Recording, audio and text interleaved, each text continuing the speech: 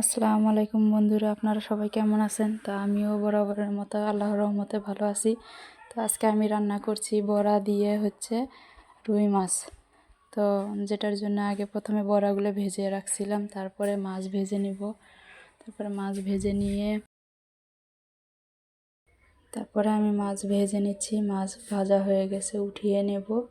উঠিয়ে নিয়ে আমি কাঁচামরিচ ভেজে বেটে রেখেছি, সাথে পেঁয়াজ এবং কাঁচামরিচ একসাথে বেটে রাখছি। তো আমি আবার সব তরকারিতে কাঁচামরিচ ব্যবহার করি, মরিচের গুঁড়োটা কম ব্যবহার করি। তো সাথে পেঁয়াজ বেটে রাখছিলাম, সে কাঁচামরিচ আর পেঁয়াজ একসঙ্গে দিয়ে দিলাম তেলের মধ্যে, দিয়ে একটু কষিয়ে নেব।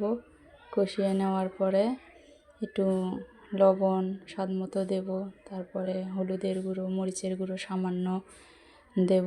দেবার পরে ভালোভাবে কষাবো। কষে নিয়ে তারপরে ওটার মধ্যে মরিচের গুঁড়ো, হলুদের গুঁড়ো দিয়ে দিলাম। তো দিয়ে যাই হোক, যে যেমন ঝাল খাবেন ওই রকমভাবে পরিমাণ মতো মশলা দিবেন। এখন ভালো করে কষে নিয়ে তারপরতে কাটা সবজিগুলো ধুয়ে নিয়ে ওগুলো দিয়ে ঢেলে দিলাম। ঢেলে দিয়ে ভালো করে নাড়া দেব। নাড়া দিয়ে তারপরে ঢেকে দিব। তারপরে সুন্দর করে কষানো হয়ে গেছে। কষিয়ে নিয়ে তারপরে ওর ভিতরে পানি দেব বা ঝোল দিয়ে আরেকটু ভালোভাবে কষিয়ে নেব। যাই হোক, আমরা এভাবে রান্না করি। তো আপনারা এভাবে রান্না করে খেয়ে দেখতে পারেন। তো আমি কষা হয়ে গেছে ঝোল দিয়ে, তারপরে ওই তরকারির মধ্যে এখন মাছটা দিয়ে দিচ্ছি।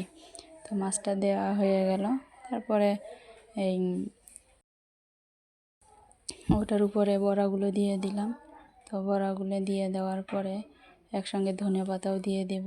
ধনেপাতা দিয়ে দিয়ে তারপরে আমার তরকারিটা কমপ্লিটভাবে রান্না হয়ে যাবে।